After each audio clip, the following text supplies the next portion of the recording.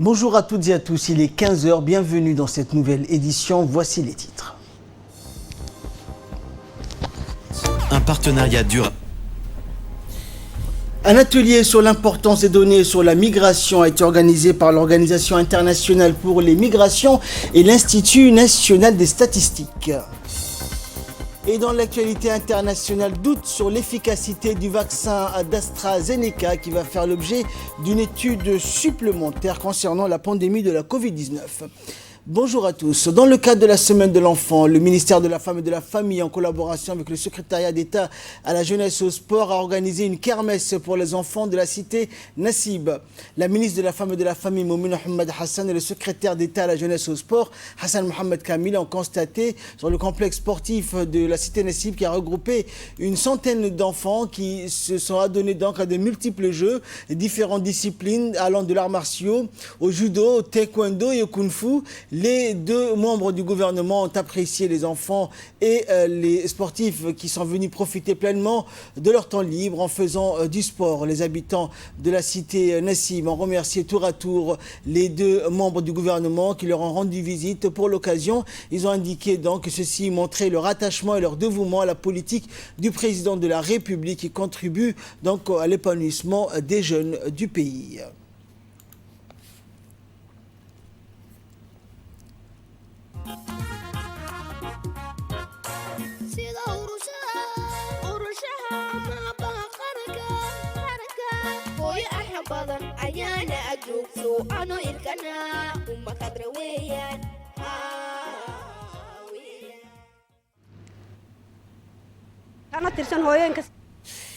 Et c'était dans les titres de cette édition. L'Organisation internationale pour les migrations, l'OIM, a organisé hier un atelier de lancement du groupe de travail technique sur les données migratoires à Djibouti.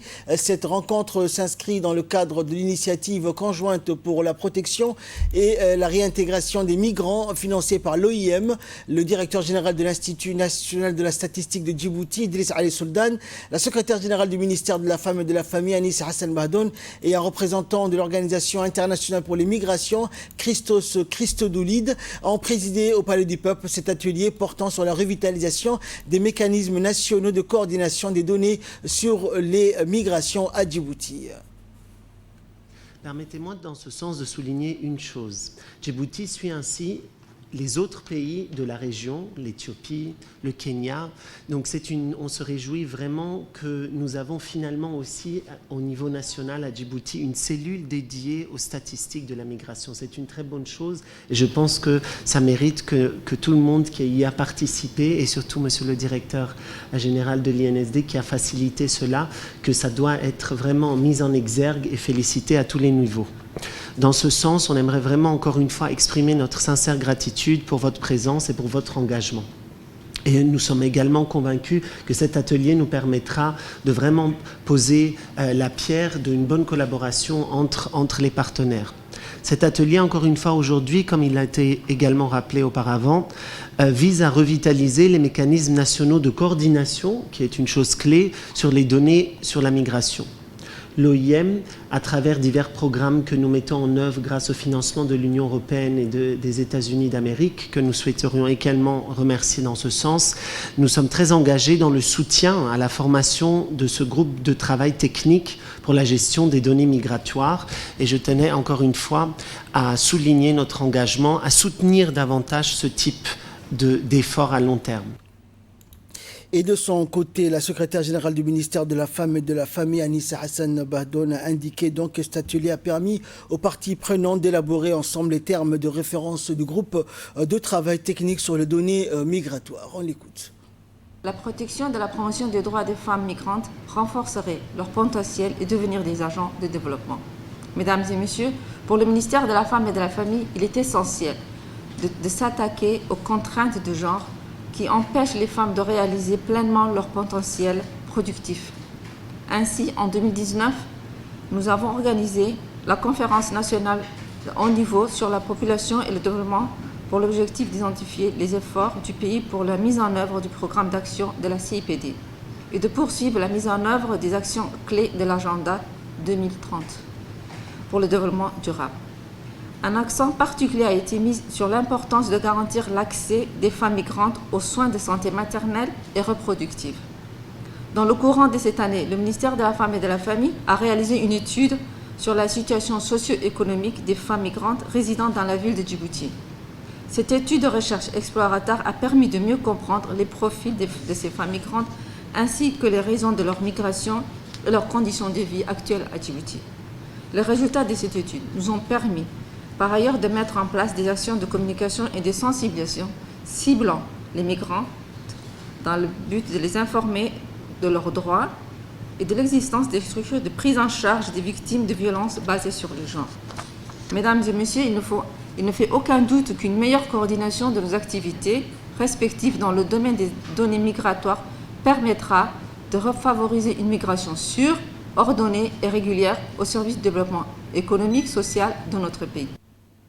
Et de son côté, le directeur de l'INSD, Idriss Ali Sultan, a indiqué donc que cet atelier avait pour objectif de revitaliser le processus de coordination nationale sur les données migratoires et de servir de plateforme de discussion et d'échange pour faciliter la production et le partage de données factuelles sur la migration à Djibouti. On l'écoute.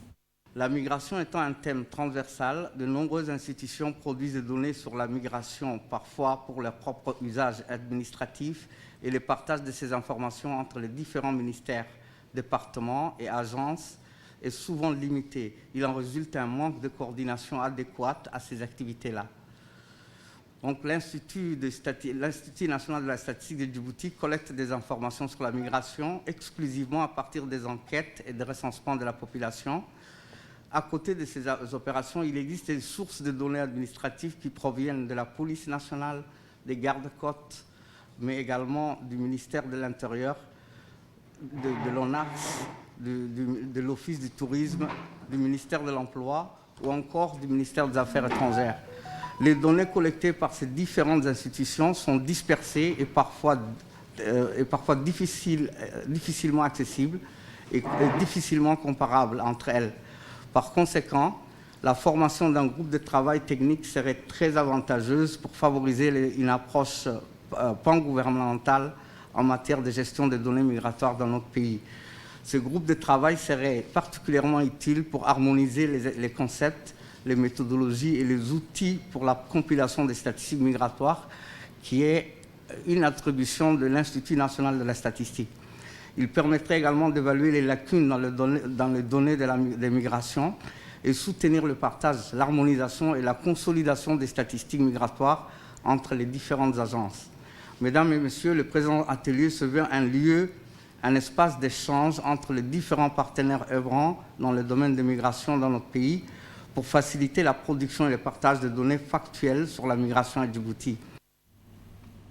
Toujours dans la continuité des rencontres sectorielles, le ministère du Travail, chargé de la réforme de l'administration, a poursuivi jeudi au Djibouti Palace Kempinski son événement déjeuner professionnel pour un élan social plus prometteur. De nombreux convives ont été présents, notamment le ministre du Travail, le ministre des Affaires étrangères et de la coopération internationale, ainsi que les différents diplomates résidents à Djibouti.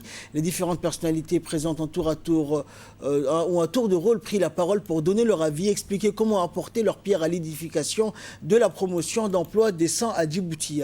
Il s'agit là de mener un plaidoyer en mettant en œuvre un plan de communication pour l'emploi et ce, donc, faisant susciter la responsabilité et l'engagement des acteurs économiques pour une insertion professionnelle concertée, accompagnée et réussie.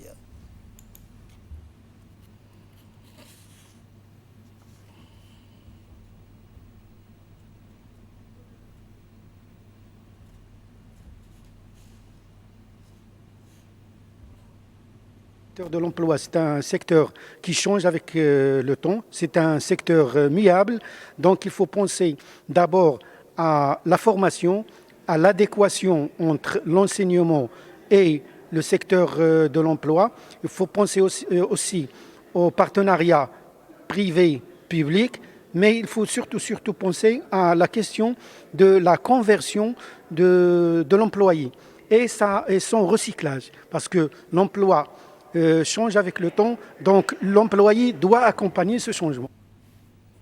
À l'instar de la capitale, la campagne d'immunisation contre la poliomyélite a démarré dans la région d'Arta. Cette cérémonie de lancement de la campagne nationale de vaccination contre la polio s'est déroulée donc dans le centre médical de l'hôpital d'Arta. Cette cérémonie qui était présidée par le préfet de la région, Mohamed Cheikhou, a vu la participation du médecin-chef de la région, du président du conseil régional, ainsi que de plusieurs hauts cadres des différents corps. La campagne de vaccination contre la poliomyélite organisée par le ministère de la Santé en étroite collaboration avec l'OMS et l'UNICEF a été lancée par le Premier ministre Abdelkader Kamel Mohamed le 25 novembre dernier sur l'étendue du territoire national. La campagne qui a débuté donc au CMH d'Arta va durer 4 jours. La vaccination, c'est dit prévention. Les justificatifs sont que la première chose, c'est d'abord la présence des cas de polio dans le pays limitrophe. Deuxièmement, dans le cadre des programmes d'éradication de la polio, le ministère de la Santé a fait de la lutte contre la polio une de ses priorités, à savoir dans les vaccinations de routine et en complément dans les activités vaccinales complémentaires comme celle que nous lançons aujourd'hui, cette campagne nationale de vaccination qui est d'ampleur nationale d'ailleurs, et également régionale. La région d'Arta participe activement à cette campagne nationale de lutte contre la poliomyélite et c'est en présence de ses responsables. Merci beaucoup. Il est l'heure à présent de retrouver l'appel à la prière d'Al-Asr. Nous nous retrouverons juste après. Inna as-salata kanat 'ala al-mu'minina kitaban mawquta.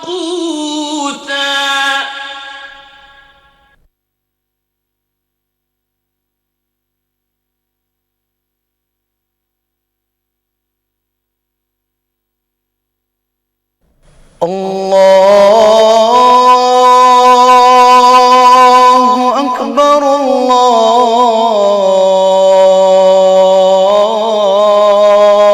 الله أكبر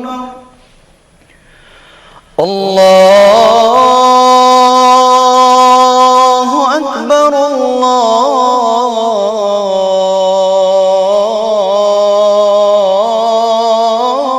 الله أكبر أشهد أن لا إله إلا الله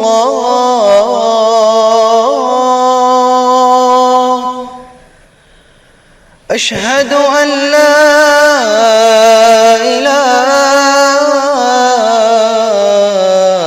إله إلا الله أشهد أن محمد رسول الله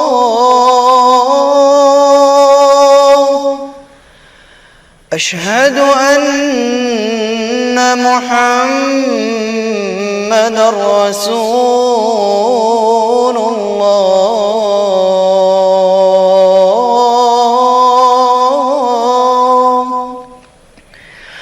حي على الصلاة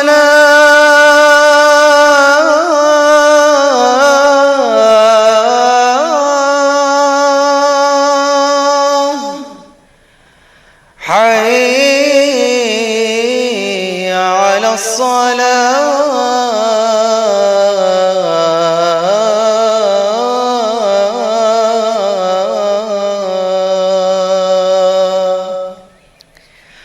حي على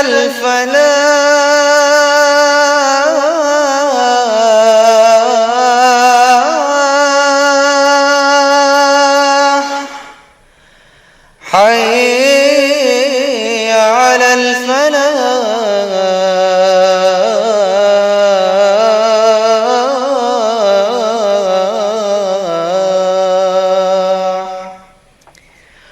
الله أكبر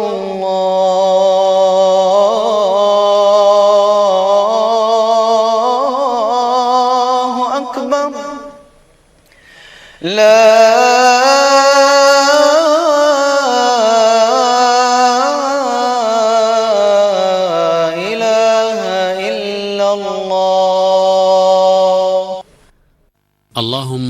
رب هذه الدعوة التامة والصلاة القائمة آت سيدنا محمدا الوسيلة والفضيلة وابعثه اللهم مقاما محمودا الذي وعدته إنك لا تخلف الميعاد.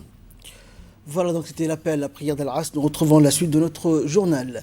Et toujours concernant la campagne de vaccination contre la poliomyélite, c'est le village de Balheux qui a été choisi pour abriter la cérémonie de lancement régional de la campagne d'immunisation de masse contre la polio à Tadjoura. Et cette campagne a été placée sous la houlette du médecin-chef du CMH de Tadjoura, Dr Hassan Balla. Cette cérémonie de lancement a vu la participation des Okal généraux de la région et de plusieurs personnalités notables qui ont pris part au top départ donc de la campagne de vaccination anti-polio. Situé aux confins de la région de Tadjoura, le choix symbolique de lancer cette campagne à partir du village de Balheux trouve sa justification dans sa position frontalière où le risque d'introduction virale est plus important.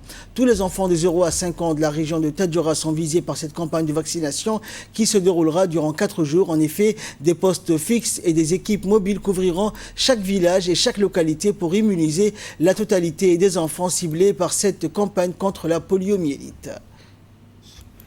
Car on ne peut prévenir cette maladie en administrant aux enfants 2 gouttes de vaccin afin d'éviter à nos enfants les handicaps éternels causés par le polio. CMH de Tadjoura, on vient de débuter la semaine de vaccination contre la poliomyélite dans la région de Tadjoura. On appelle la poliomyélite paralysie spinale infantile. Il s'agit d'une infection virale très contagieuse qui touche essentiellement les enfants de moins de 5 ans. Donc j'appelle la population de bien accueillir les agents sur le terrain pour leur faciliter le travail. Il faut savoir qu'un enfant vacciné est un enfant protégé.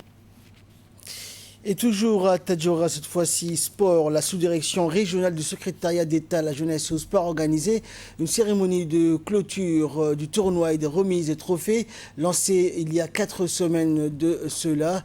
Donc les championnats de basketball, handball, volleyball, natation, vitesse de 100 mètres et pétanque. Les championnats donc s'est clôturé vendredi, donc hier, au complexe sportif de Tadjoura.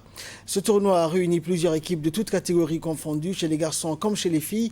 Et quant à la finale des matchs féminins du handball qui s'est déroulée également dans la même journée, l'équipe ICE a croisé le fer avec l'équipe FC Complexe. Ce match s'est soldé sur un score de 3 buts en faveur de l'équipe ICE, 2 buts marqués par l'équipe FC Complexe. Cette année, le championnat a réuni au complexe sportif près de 600 élèves répartis en 40 équipes issues des différents quartiers de la ville de Tadjoura. Ces événements donc final marquent la fin de 4 semaines de compétition sportive. Des centaines de jeunes ont partagé ces moments de joie. La Fédération djiboutienne d'athlétisme a organisé hier, vendredi, la 3e édition du cross Asad Diouk de 10 km d'Ali Sabieh. Le coup d'envoi de cette course cross Asad Diouk a été donné par le préfet de la région, Moussa Aden Migane, en présence du président de la Fédération djiboutienne d'athlétisme, Saïd Ismail Hassan, les parlementaires de la région, le directeur régional du secrétariat d'État à la jeunesse et au sport, ainsi que les différents, donc les responsables des différentes équipes. Donc la participation en tout 200 jeunes sur les différentes catégories, cadets, juniors, seniors. La course de 10 km a vu la participation des clubs de l'armée nationale, de la garde républicaine, de la gendarmerie, de la police nationale. Cette journée sportive passée en tiroir à Asad Diouk s'est terminée par la remise des trophées aux vainqueurs des différentes épreuves au programme. Les différents vainqueurs de la course, à savoir les 10 km, 5 km, 3 km, ont reçu chacun des trophées de la main des responsables présents.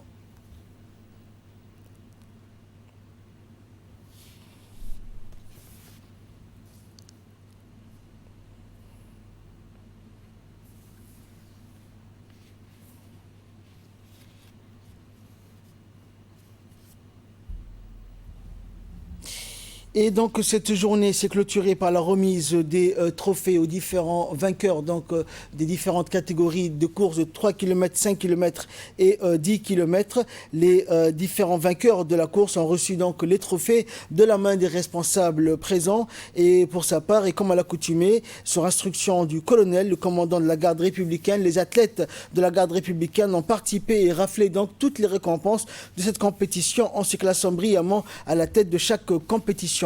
Le colonel Mohamed Jama s'est réjoui des résultats sportifs obtenus par les athlètes de la garde républicaine et a adressé ses chaleureuses félicitations et ses encouragements et a indiqué que leur persévérance honorait l'institution de la garde républicaine. Le colonel donc s'est illustré et a apporté sa pierre à l'édifice ces dernières années par son esprit d'ouverture à la promotion du sport national dans tous les domaines.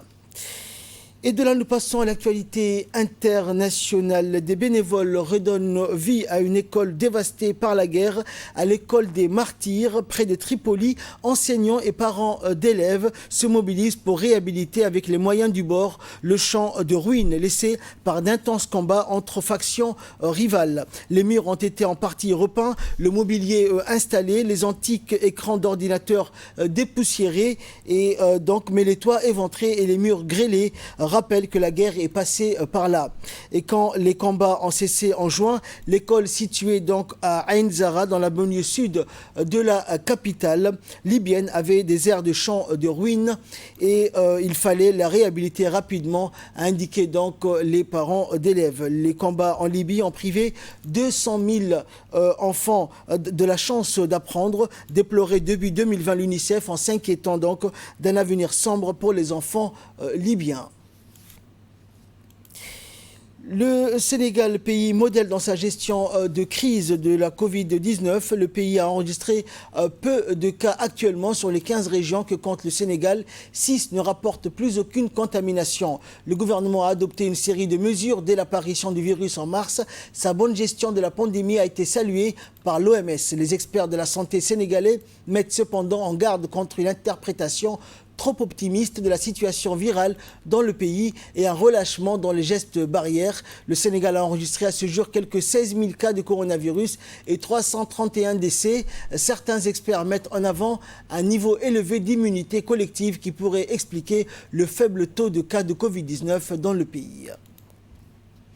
Et enfin, à Toronto, arrestation d'un restaurateur qui refusait de fermer malgré le confinement. Il refusait de fermer son restaurant, bravant ainsi les restrictions sanitaires. Adam Skelly, commerçant de Toronto, a été arrêté par la police, déclenchant des réactions de colère des personnes venues le soutenir. Confronté à la deuxième vague de coronavirus, la plus grande ville du Canada a instauré un nouveau confinement d'1 mois avec l'obligation pour les restaurants de servir uniquement des plats à emporter ou livré à domicile. Mais Adam Skelly a refusé d'appliquer ces nouvelles mesures, recevant des clients dans son établissement. Il est devenu un symbole du combat des commerçants pour leur survie. Et comme de nombreux commerçants, Adam Skelly conteste le fait que les restaurants puissent être des lieux de propagation du coronavirus. Son attitude a été jugée irresponsable et ridicule par le Premier ministre de l'Ontario. Le restaurateur risque une lourde amende. C'est la fin de ces éditions. Merci à vous de l'avoir suivi et excellent après-midi sur Télé Djibouti.